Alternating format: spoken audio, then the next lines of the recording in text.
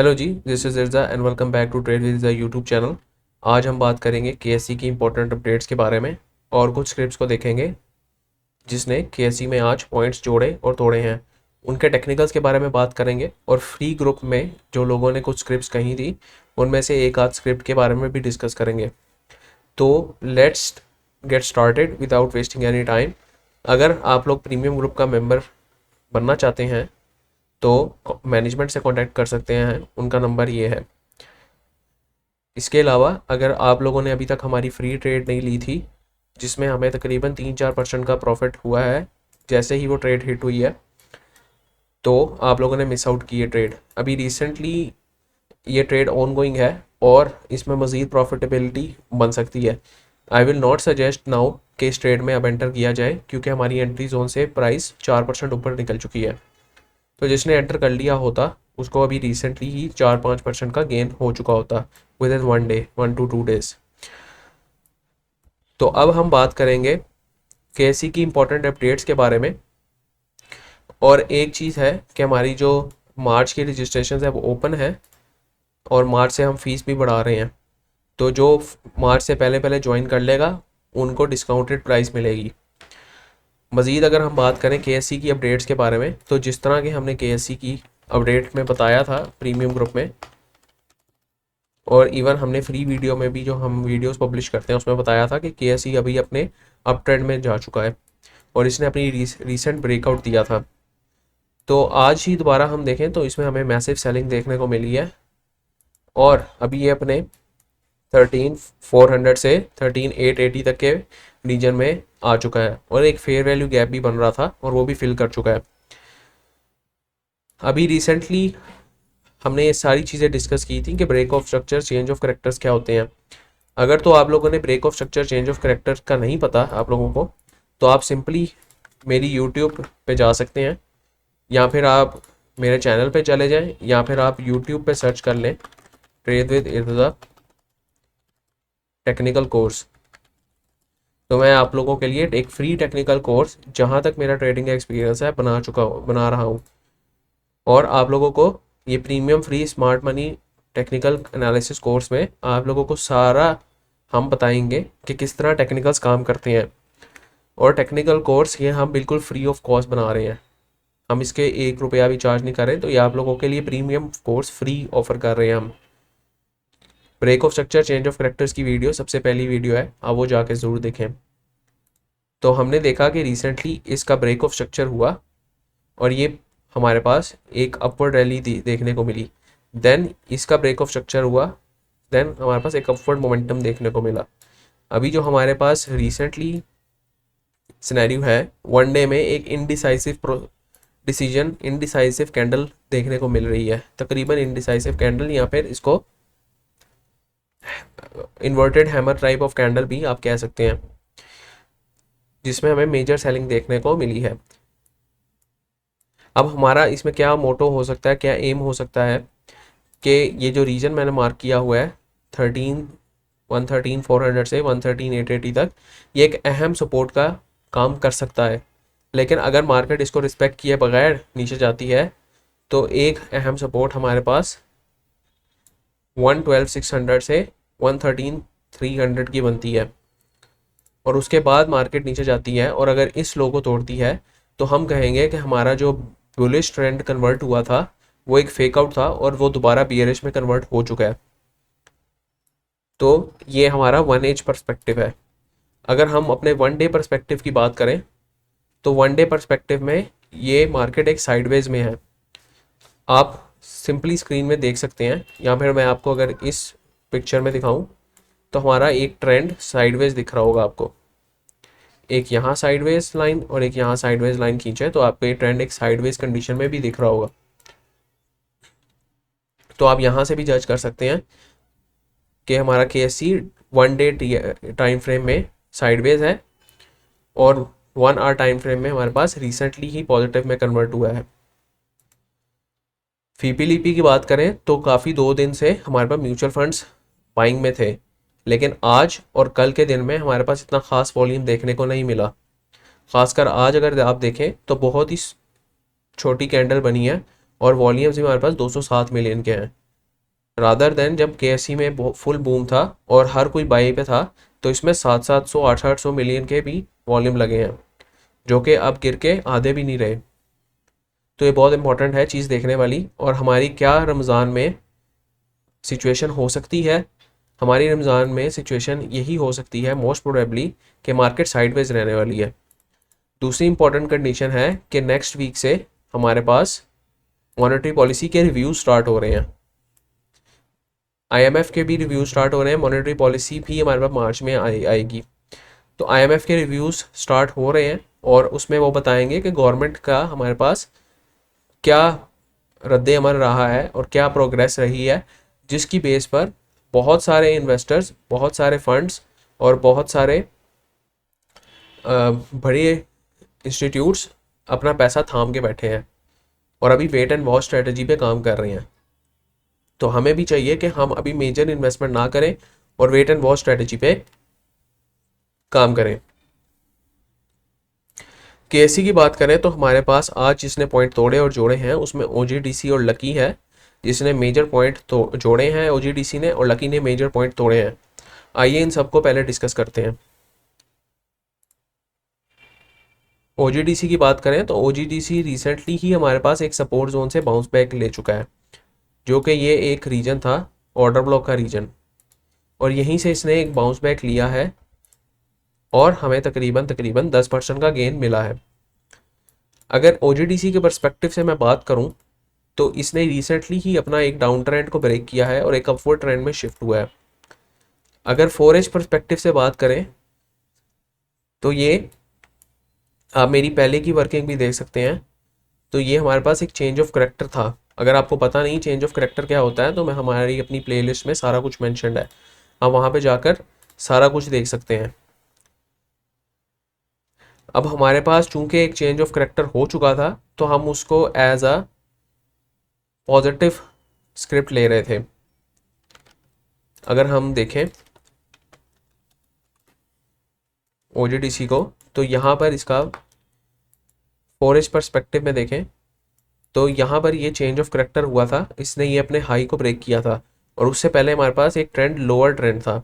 And जब इसने अपने हाई को ब्रेक किया तो इसने एक हाई क्रिएट किया, देन एक लो क्रिएट किया, देन एक दोबारा एक हाई क्रिएट कर दिया और अब एक लो क्रिएट करने की तरफ आ रहा है। जिन्होंने मेरी वीडियो देखी होगी उसमें हमने बताया है कि मार्केट जब भी जाती है एक ट्रेंड बनाते हुए जाती है, और अगर मार्केट लोअर ट्रेंड से अपवर्ड ट्रेंड में शिफ्ट होती है तो उसको चेंज ऑफ करेक्टर देना पड़ता है, जो कि हमारे पास यहाँ पे काम करता है, जो कि रिप्रेजेंट करता है कि मार्केट एक अपवर्ड ट्रेंड में शिफ्ट हो चुकी है, जो कि हमें एग्जैक्टली यहाँ पर देखने को मिला था।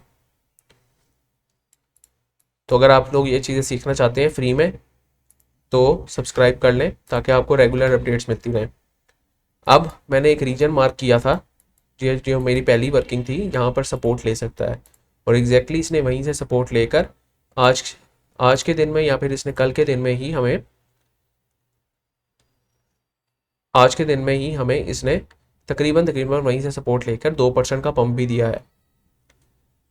तो जो लोग कहते हैं कि टेक्निकल्स काम नहीं करते, वो लोग ज़रूर, उनकी नॉलेज में थोड़ी कमी है और उनको चाहिए कि अपनी नॉलेज को इम्प्रूव करें। हाँ, टेक्निकल फेल ज़रूर होते हैं लेकिन टेक्निकल काम करते हैं।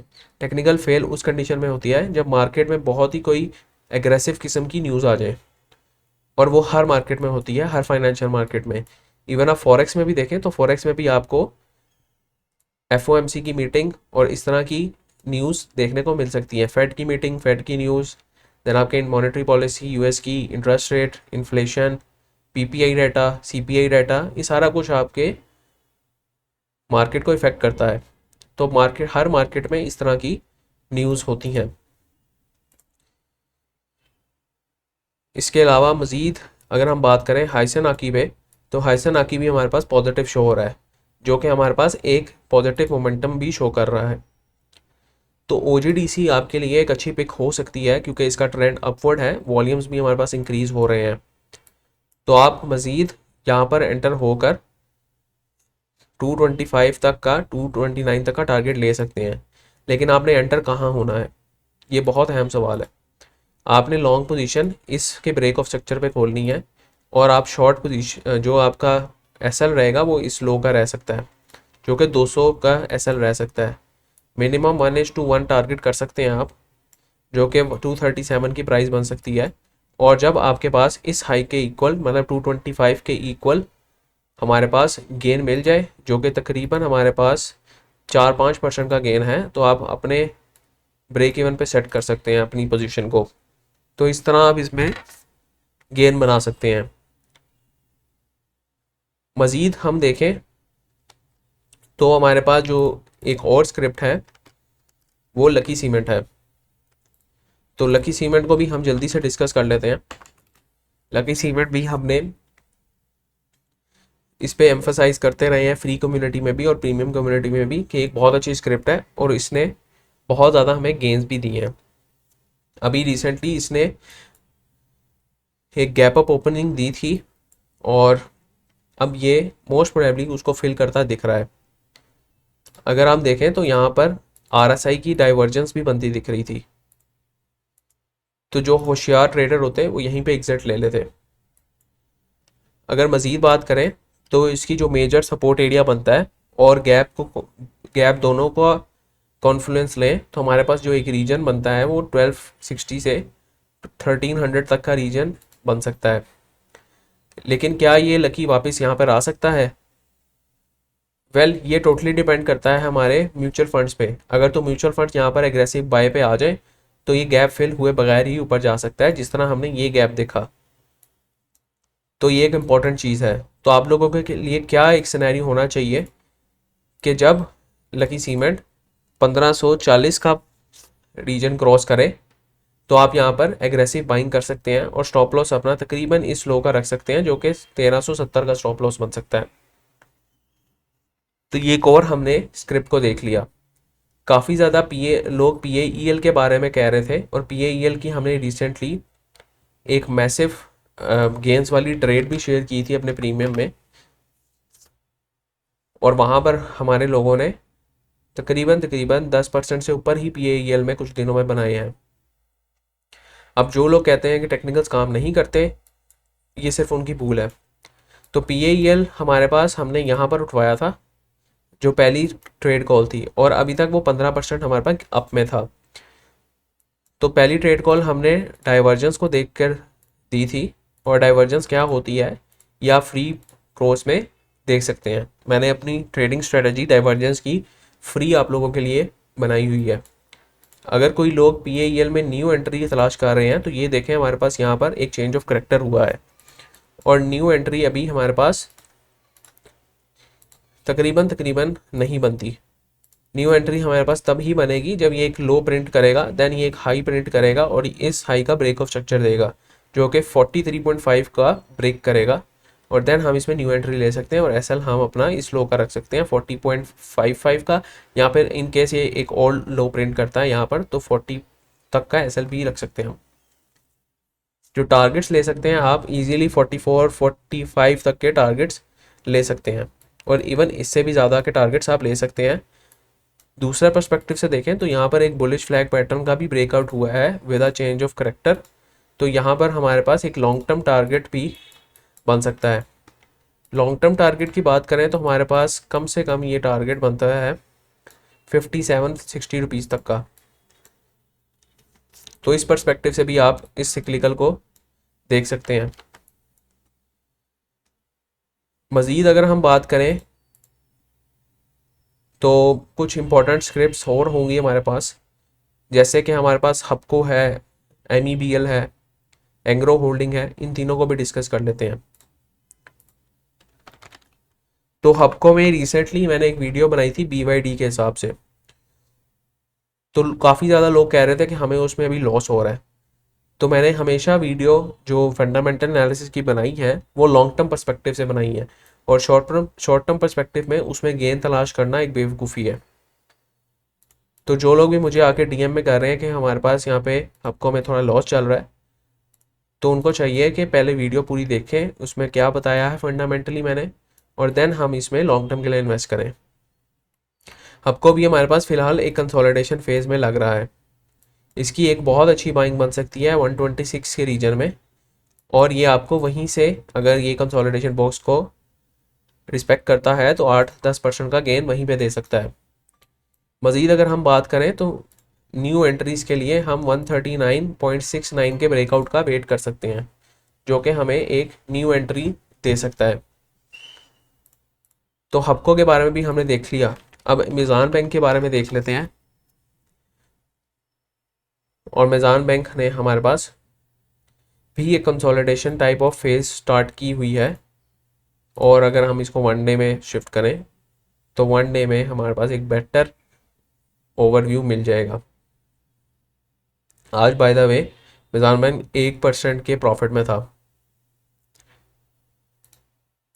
तो हम ये भी डिस्कस कर लेते हैं कि मीज़ान बैंक में हमारे पास क्या अपॉर्चुनिटी बन रही है कि कोई नहीं बन रही। सारे बैंक्स मोस्टली जो इस्लामिक हैं वो तो स्पेसिफिकली एक कंसोलिडेशन फेज़ में है। और अगर हम इसको कंपेयर करें KSE 100 के साथ तो हमें एक बेटर ओवरव्यू मिल जाएगा कि क्या KSE 100 की वजह से कंसोलिडेशन फेज़ में है या फिर वैसे ही ये कंसोलिडेशन फेज़ में चल रहे हैं। तो हम अगर देखें तो KSE 100 जब हमारे पास एक हायर लोज प्रिंट कर रहा था इस तरह, तब से मीज़ान बैंक हमारे पास एक कंसोलिडेशन फेज़ में है, just due to the news और इंटरेस्ट रेट के डिक्लाइन की वजह से और हमारे पास MDR रेट्स की वजह से।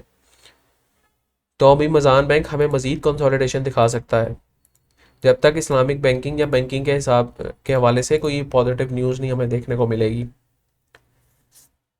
मज़ीद हम बात करें और कुछ स्क्रिप्ट्स के बारे में तो हमारे पास PSO और PPL भी हैं।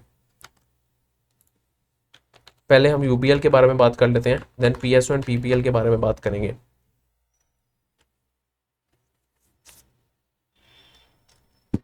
UBL के बारे में बात करें तो ये खूबसूरत अपवर्ड चैनल बनाता दिख रहा है। इस तरह अगर आप देखें तो ये एक अपवर्ड चैनल बनाता दिख रहा है। मज़ीद अगर बात करें हम मज़ीद हम बात करें तो अगर हम यहाँ पर बाइंग करें रिसेंटली इस ट्रेंड लाइन को फोकस करते हुए तो एक हमारी एक अच्छी बाइंग बन सकती है, लेकिन कीपिंग थिंग्स इन माइंड कि हमेशा टेक्निकल्स काम नहीं करते और कभी कभार ये टेक्निकल फेल भी हो जाते हैं। अगर आप यहाँ पे देखें, यहाँ पे ट्रेंड लाइन को सपोर्ट किया, देन यहाँ पे ट्रेंड लाइन को सपोर्ट किया, देन अब यहाँ पर भी ट्रेंड लाइन को सपोर्ट कर रहा है। प्लस अगर हम यहाँ पर देखें तो एक हमारे पास इम्पोर्टेंट सप्लाई जोन बना हुआ है जहाँ पर हमारे पास एक ऑर्डर ब्लॉक की सिचुएशन भी मिल रही है। तो एक अच्छा पॉइंट ऑफ इंटरेस्ट हो सकता था और तकरीबन इसने यहाँ से 4% का गेन भी दिया है। जो लोग न्यू एंटर करना चाह रहे हैं, आई विल नॉट सजेस्ट कि वो इस पॉइंट पे एंटर करें। आई विल स्ट्रांगली रिकमेंड कि वो इस पॉइंट के ब्रेकआउट पे एंटर करें। जिस तरह के अगर आपने इस पॉइंट के ब्रेकआउट पे एंटर किया होता तो आपने तकरीबन 6-7% बना लिया होता, और इन बड़ी स्क्रिप्ट्स में 6-7% बहुत बड़ी परसेंटेज होती है। तो ये हमने देख लिया, UBL का हमने देख लिया। अब हम PSO और PPL के बारे में भी देख लेते हैं।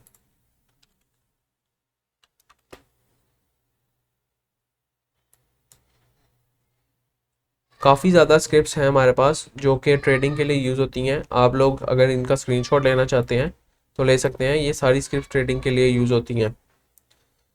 PSO को देखें तो PSO कंसोलिडेट कर रहा है तकरीबन काफ़ी दिनों से एक इस रीजन में कंसोलिडेट कर रहा है। रिसेंटली अगर हम इसको 4 आवर्स पे देखें या 1 आवर पे देखें तो हमारे पास एक बेटर शॉर्ट टर्म में एक ओवरव्यू मिल जाएगा कि PSO हमारे पास क्या सिचुएशन दिखा रहा है। तो शॉर्ट टर्म में मेरी वर्किंग भी है। तो PSO करंटली एक सपोर्ट जोन पे खड़ा है, और अगर इसको ब्रेक करेगा देन ही ये ऊपर जा सकता है, वरना इसके जाने के चांसेस मुश्किल हैं। अगर इसको ब्रेक डाउन करेगा तो ये हमारे पास मज़ीद नीचे जा सकता है। और अगर हम ट्रेंड लाइन को इस तरह खींचें तो अब हमारे पास ट्रेंड लाइन अभी भी बियरिश है। तो जब तक ये इस हाई को ब्रेक नहीं करेगा 353.87 को, तो तब तक ये अपवर्ड ट्रेंड में नहीं कन्वर्ट हो सकता। तो पीएसओ में न्यू एंट्री अभी नहीं बनती और ना ही इसमें मज़ीद एंट्री आप लेने का फ़िलहाल सोचें मज़ीद। लेकिन अगर लॉन्ग टर्म पर्सपेक्टिव से बात करूं तो ये एक आपको हाई एक ज़रूर बनाएगा, तकरीबन 400-500 के करीब करीब, 400 450 के करीब करीब एक हाई ज़रूर डिफाइन कर सकता है, लेकिन उसके लिए टाइम रिक्वायर्ड है और टाइम लग सकता है। प्लस एक और चीज़ देखें तो पीएसओ ने रिसेंटली अपना डाइवर्जेंस शिफ्ट की है। पहले एक लोअर ट्रेंड में डाइवर्जेंस चल रही थी और आरएसआई ही चल रहा था, और एक अपवर्ड ट्रेंड में आरएसआई कन्वर्ट हो रहा है। तो ये एक इम्पॉर्टेंट है चीज़ देखने वाली। अगर तो ये मज़ीद अपवर्ड जाता है तो इसमें मज़ीद पोटेंशियल हमें एंट्री का दिख सकता है। लास्ट स्क्रिप्ट हम देखेंगे पीपीएल के बारे में। तो पीपीएल हमारे पास एक पेट्रोलियम लिमिटेड, एक इम्पॉर्टेंट एक्सप्लोरेशन कंपनी है जो कि पाकिस्तान में ऑपरेट करती है, और ओजीडीसी और पीपीएल दोनों एक बहुत बड़ी फर्म है जो कि मोस्टली पाकिस्तान के ऑयल और गैस में कंट्रीब्यूशन करती हैं। अगर हम इनकी सपोर्ट रीजन को मार्क करें तो हमें रिसेंटली दिख रहा है कि इसने अपने इस ट्रेंड को अपवर्ड कन्वर्ट करने की कोशिश कर रहा है, और यहाँ पर हमें एक मिनिमल सी डाइवर्जेंस भी दिख रही है। तो न्यू एंट्री नहीं हम अभी लेंगे, हम एक ऑप्टिमिस्टिक एंट्री का वेट करेंगे जो कि 185 या 186 के रीजन को ब्रेक करेगा, तो हम इसमें लॉन्ग की पोजीशन एंटर कर सकते हैं। और स्टॉप लॉस आपका इस लो का बन सकता है जो कि 165.36 का रीजन है। देन हम 1:1 को टारगेट करेंगे, या 1:2 या इस हाई को भी टारगेट कर सकते हैं। मिनिमम टारगेट हमारा 208 रुपये का होगा। एंड जब ये 196, 197, 198 के रीजन में आएगा तो हम इसको ब्रेक इवन पे शिफ्ट कर लेंगे, क्योंकि सबसे इंपॉर्टेंट चीज़ होती है अपने कैपिटल को प्रोटेक्ट करना। तो ये कुछ स्क्रिप्ट्स थी। अगर आप लोगों को पसंद आई हैं इन स्क्रिप्ट का एनालिसिस तो कमेंट्स में ज़रूर बताइए। लास्ट में जाते हुए हम इंटरलूप को डिस्कस कर लेते हैं। इंटरलूप के बारे में देखें तो अभी ये फ़िलहाल हमारे पास एक डाउनवर्ड ट्रेंड में ही दिख रहा है, लेकिन इसमें अभी आज के दिन हमारे पास एक बहुत बड़ा वॉल्यूम दिखा है। तकरीबन इसमें हमारे पास 7 मिलियन का वॉल्यूम लगा है, जो कि एक नॉर्मल चीज़ नहीं है। तो इंटरलूप में भी हम एक एंट्री तलाश कर सकते हैं, और जब ये अपने हाई का ब्रेकआउट देता है जो कि तकरीबन एक अच्छी कैंडल के साथ ये हाई ब्रेक करेगा जो कि 62.56 है, तो हम इसमें एंटर हो सकते हैं और हम यहाँ पर लॉन्ग की पोजीशन खोल सकते हैं, और स्टॉप लॉस हमारा 57.56 का रहेगा। देन हम मज़ीद ये हाई टारगेट कर सकते हैं 70-80 तक के, लेकिन ये डिपेंड करेगा कि कंपनी की फाइनेंशियल परफॉर्मेंस किस तरह की है, क्योंकि इंटरलूप अपनी फाइनेंशियल परफॉर्मेंस की वजह से ही डाउनवर्ड्स जा रहा है। तो ये एक इम्पॉर्टेंट चीज़ है। तो ये चीज़ें थी कुछ हमारी तरफ से। अगर आप लोगों को वीडियो पसंद आई है तो मस्ट शेयर, लाइक, सब्सक्राइब और अपनी स्क्रिप्ट्स भी कमेंट में मेंशन करें। फ्री फॉरेक्स कम्युनिटी ज्वाइन करना चाहते हैं तो वो भी ज्वाइन कर सकते हैं, डिस्क्रिप्शन में लिंक मौजूद है। फ्री पीएसएक्स कम्युनिटी ज्वाइन करना चाहते हैं तो उसका लिंक भी डिस्क्रिप्शन में मौजूद है, और प्रीमियम के लिए आप मैनेजमेंट से कॉन्टैक्ट कर सकते हैं, उनका नंबर भी डिस्क्रिप्शन में मौजूद है। उम्मीद करता हूँ आपको वीडियो पसंद आई होगी। वीडियो पसंद आई है तो मस्ट शेयर, लाइक, सब्सक्राइब, और नेक्स्ट टाइम के लिए बाय को इजाज़त दीजिए। अल्लाह हाफिज़।